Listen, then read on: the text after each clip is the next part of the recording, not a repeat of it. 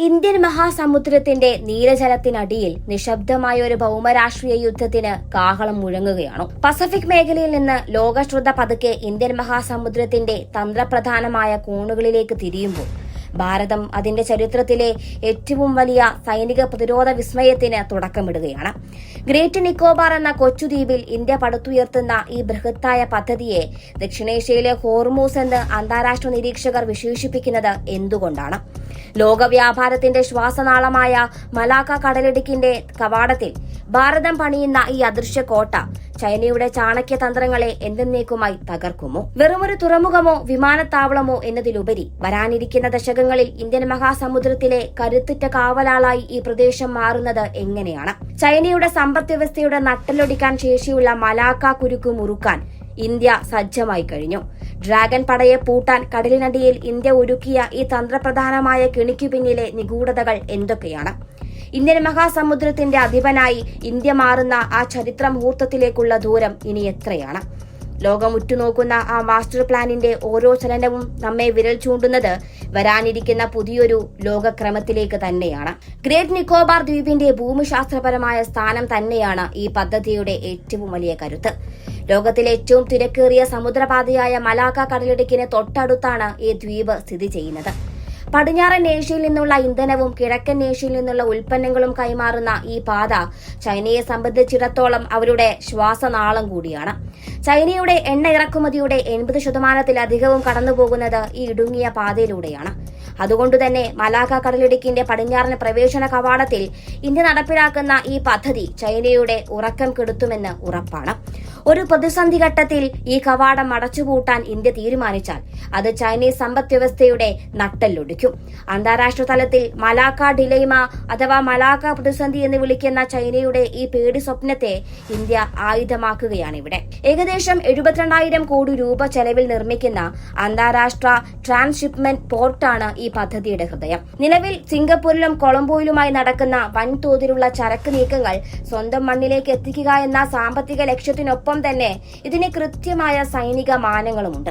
കൂറ്റൻ യുദ്ധക്കപ്പലുകൾക്കും വിമാനവാഹിനി കപ്പലുകൾക്കും നങ്കൂരമിടാൻ പാകത്തിലുള്ള ഈ ആഴക്കടൽ തുറമുഖം ഇന്ത്യൻ നാവികസേനയുടെ കരുത്ത് ഇരട്ടിയാക്കും.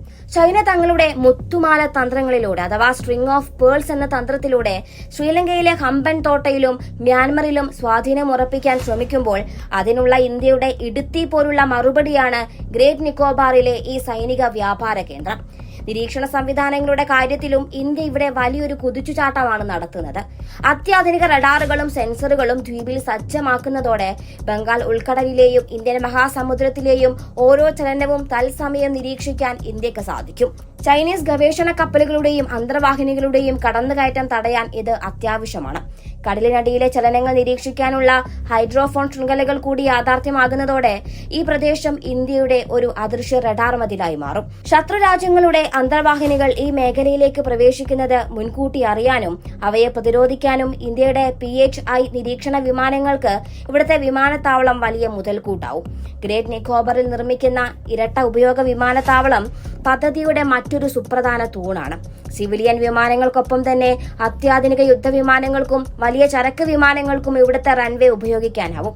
ഇത് ഇന്ത്യൻ മഹാസമുദ്രത്തിന്റെ കിഴക്കൻ മേഖലയിൽ ഒരു മുങ്ങാത്ത വിമാനവാഹിനി കപ്പലായി അല്ലെങ്കിൽ അൺസിങ്കബിൾ എയർക്രാഫ്റ്റ് കാരിയറായി ഗ്രേറ്റ് നിക്കോബാറിനെ മാറ്റുന്നു. ഇന്ത്യയുടെ ഏക ത്രിതല സൈനിക കമാൻഡ് ആൻഡമാൻ നിക്കോബാർ ദ്വീപുകളിലാണ് സ്ഥിതി ചെയ്യുന്നത്. കരസേനയും നാവികസേനയും വായുസേനയും ഒരേ കമാൻഡിന് കീഴിൽ പ്രവർത്തിക്കുന്ന ഈ സംവിധാനം ഗ്രേറ്റ് നിക്കോബാർ പദ്ധതിയിലൂടെ കൂടുതൽ കരുത്താർജിക്കും.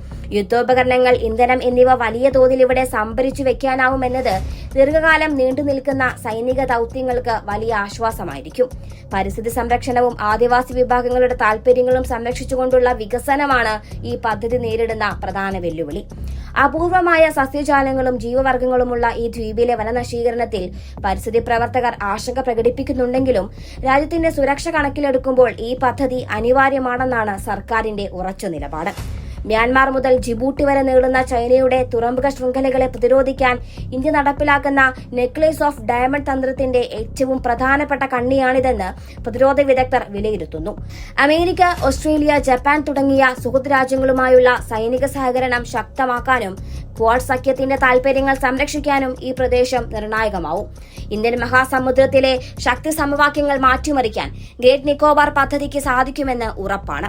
ചൈനയുടെ വ്യാപാര പാതകളുടെ കവാടത്തിൽ ഭാരതം നിലയുറപ്പിക്കുന്നതോടെ ഇന്ത്യ വെറുമൊരു പ്രാദേശിക ശക്തിയല്ല, മറിച്ച് ആഗോള സമുദ്ര സുരക്ഷയിൽ നിർണായക പങ്ക് വഹിക്കുന്ന രാഷ്ട്രമാണെന്ന് തെളിയിക്കുക കൂടിയാണ് ചെയ്യുന്നത്. ഹോർമൂസ് കടലിടുക്ക് ലോകത്തിന് എത്രത്തോളം പ്രധാനമാണോ അതിന് തുല്യമായ പ്രാധാന്യം ഗ്രേറ്റ് നിക്കോബാറിനും കൈവരിക്കാൻ പോകുന്നുവെന്ന് സാരം.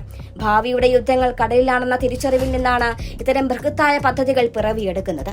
വരാനിരിക്കുന്ന ദശകങ്ങളിൽ ഇന്ത്യൻ മഹാസമുദ്രത്തിലെ യഥാർത്ഥ നായകൻ ഇന്ത്യ ആയിരിക്കുമെന്ന സന്ദേശമാണ് ഗ്രേറ്റ് നിക്കോബാർ ലോകത്തിന് നൽകുന്നതും.